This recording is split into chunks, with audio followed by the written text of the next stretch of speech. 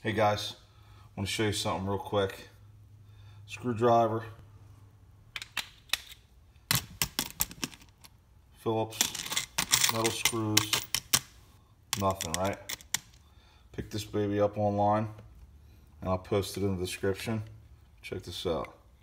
For like $8. Magnetizes the screwdriver. Pretty sweet.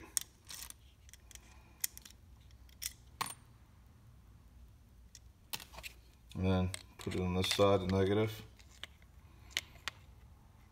Demagnetizes it.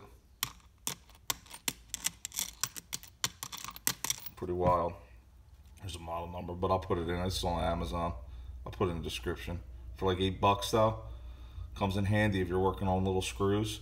Works on just about any screwdriver. Let's try another one real quick. This one doesn't work, right?